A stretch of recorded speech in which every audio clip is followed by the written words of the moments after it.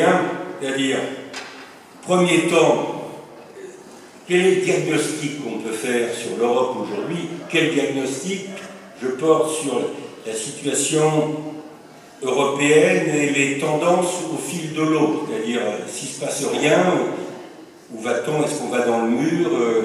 Et si on va dans le mur, ce que je ne souhaite pas évidemment, il est clair qu'on y va ensemble. Donc quand je dis ensemble, c'est l'Europe avec la France qui en fait partie et la France dans l'Europe.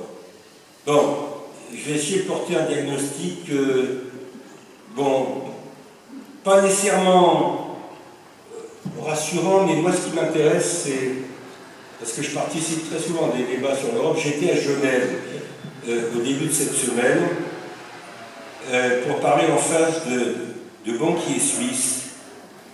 Et ce qui m'a frappé, c'est qu'ils avaient l'air... Ils étaient contents en Suisse quand je leur disais que l'Europe ne va pas bien. Et ils n'étaient pas contents quand je leur disais que l'euro avait survécu à la crise actuelle. Bon, autrement dit, les débats européens deviennent très directement des débats passionnés, pas toujours passionnants, mais passionnés, y compris de la part de certains de nos voisins qui géographiquement sont dans l'Europe, je pense à la Suisse, même si formellement la Suisse ne fait partie évidemment ni de la zone euro ni de l'Union européenne. Donc, premier temps, le diagnostic. Deuxième temps, qu'est-ce qu'on peut faire, qu'est-ce qu'il faut faire? Moi qui n'ai jamais été marxiste, j'utilise le titre d'un livre de Lénine, 1902, que faire? Je pense que c'est une vraie question devant nous quand on aborde le devenir de l'Europe et de la France. Sur le diagnostic, c'est par le diagnostic que je vais commencer à répondre à la question, monsieur le Premier ministre. Bon, je dirais, sur le diagnostic, il est clair qu'aujourd'hui, l'Europe est vue plus comme un problème que comme une solution.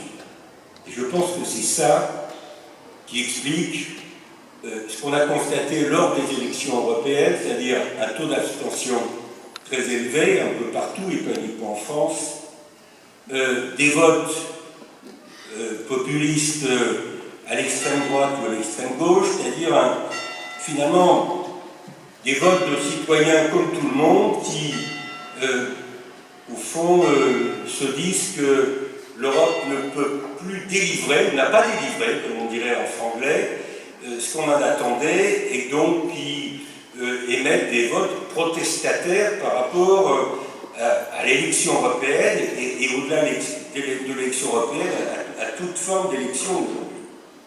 Alors, pourquoi est-ce qu'aujourd'hui l'Europe est vue plus comme un problème que comme une solution pour beaucoup de gens? Justement, je pense que la première cause, et ça rejoint votre question de tout à l'heure, monsieur le Premier ministre, la première cause, c'est que quand on fait des comparaisons au plan mondial, l'Europe aujourd'hui est dans le monde la zone qui a le moins de croissance et le plus de chômage. Je parle des pays développés. Je ne fais pas de comparaison qui aurait peut-être moins de sens avec un certain nombre de pays en développement. Je compare ce qui est comparable, c'est-à-dire l'Europe avec les États-Unis, avec le Japon. Il est clair que vous avez une reprise américaine qui est moins forte que prévu, mais qui reste quand même sympathique. Le Japon va pas très bien, il va moyennement, mais ça fait 15 ans qu'il ne va pas très bien, le Japon. Et justement, le problème de l'Europe du point de vue économique, c'est d'éviter un scénario à la japonaise. C'est d'éviter la déflation et d'éviter qu'on tombe dans ce qu'a connu le Japon dans les années 90 et au début des années 2000, c'est-à-dire une récession interminable. Alors ça ne s'est pas traduit, cette récession ne s'est pas traduite au Japon par une montée considérable du chômage, parce qu'ils ont au Japon des systèmes de protection sociale et des stabilisateurs qui sont différents des nôtres. Mais il est clair que moi je souhaite que l'Europe fasse tout pour éviter le scénario à la japonaise, parce que très franchement, la déflation et la récession prolongée, je pense que c'est ce qu'il y a de pire pour une économie et pour une société. Je ne parle pas ici uniquement comme économiste. Alors, ce constat que l'Europe est aujourd'hui dans le monde ce que j'appelle la zone de basse pression. La croissance la plus faible, le chômage le plus élevé, quand on prend les pays avancés, si vous voulez, en gros la zone OCDE, ce constat il apparaît dans les chiffres. Juste un chiffre, je ne veux pas vous assommer avec des chiffres. Si vous prenez les perspectives pour 2014, en 2014, la croissance mondiale va être en moyenne de 3,5% pour l'année. Et la croissance moyenne dans la zone euro va être de 0,8%. Donc, on va être en moyenne en 2014, les 18 pays de la zone euro, à 0,8%, c'est-à-dire un peu moins de 1% de croissance, alors que dans sa globalité, le monde, y compris l'Europe, est à 3,5% grâce à la Chine, grâce aux autres grands pays émergents, grâce aux États-Unis, qui également, avec la reprise dont je parlais tout à l'heure, sont en train de tirer aussi la reprise mondiale.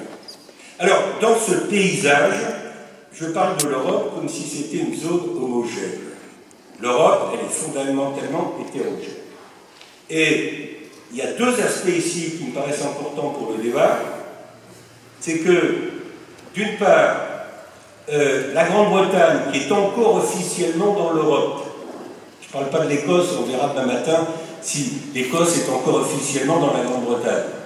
Mais quand je dis la Grande-Bretagne, le Royaume-Uni est encore officiellement dans l'Europe, parce que même si M. Cameron a évoqué, s'il gagne les élections, un référendum en 2017 pour interroger les Britanniques sur leur volonté ou non de rester dans l'Europe, jusqu'en 2017, du point de vue de la Grande-Bretagne avec ou sans l'Écosse, on verra, la Grande-Bretagne va faire partie certainement de l'Union européenne, il n'y a pas d'incertitude jusqu'en 2017.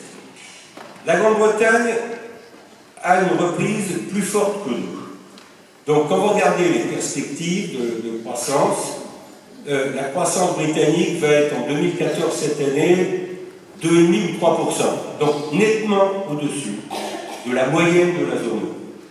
Alors il y a un débat qu'on pourra reprendre dans le débat, c'est est-ce que c'est parce que la Grande-Bretagne n'est pas dans l'euro qu'elle va mieux que nous ou moins mal que nous?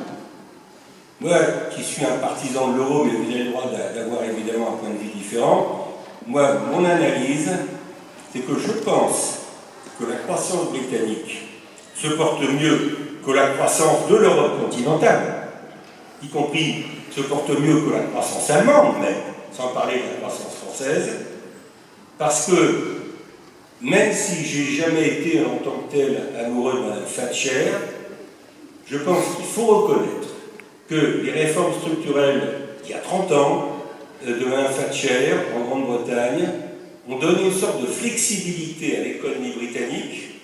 Et quand je dis flexibilité, c'est pas uniquement ce qui se passe sur le marché du travail, c'est beaucoup plus large que le marché du travail, une flexibilité plus forte que dans la plupart des pays d'Europe continentale. J'appelle flexibilité de l'économie britannique aujourd'hui la capacité de la Grande-Bretagne à profiter de toute bise, tout vent un peu favorable qui apparaît et qui peut venir de l'économie mondiale. Et c'est ce qui se passe. Alors, il est clair aussi que la Grande-Bretagne, n'étant pas dans l'euro, a une politique monétaire, sans doute, en tout cas jusqu'à une période récente, qui a été plus souple que celle qui a été pratiquée par la Banque Centrale Européenne, même si M. Balladur l'a dit et j'y reviendrai, moi je vais défendre ici, je sais que ce n'est pas à la mode en France, mais je suis assez admiratif devant le pragmatisme récent, depuis le mois de juin, de M. Draghi, le président de la Banque Centrale Européenne. Donc, quand je compare le comportement de la Banque d'Angleterre et de la Banque Centrale Européenne, je dirais, jusqu'au mois de juin en tout cas, la BCE était peut-être un peu moins réactive que la Banque d'Angleterre et ça a peut-être aidé aussi à une reprise britannique plus forte. Il y a 36 raisons, je n'ai pas le temps d'insister, mais c'est ma première remarque sur l'hétérogénéité de l'Europe. Ma deuxième remarque, c'est que si la zone euro, en moyenne, en 2014, va faire probablement une croissance de 0,8, légèrement inférieure à 1%, La France, elle, va faire moins que la moyenne de la zone euro. La France va être à 0,4. Le gouvernement vient de réaliser ses prévisions pour 2014 à 0,4%. Donc, si ces prévisions sont correctes, et l'année 2014 est presque terminée, du point de vue économique, si je puis dire, ça veut dire qu'en 2014, la France aurait une performance, ou plutôt une contre-performance, on serait à la moitié de la moyenne de la zone euro. Et c'est ça qui m'inquiète particulièrement quand je compare la France et le reste de l'Europe, parce que pendant longtemps, la France était au-dessus de la moyenne européenne. On était au-dessus ou à la moyenne européenne. En 2014 et probablement en 2015, nous nous installons en dessous de la moyenne de nos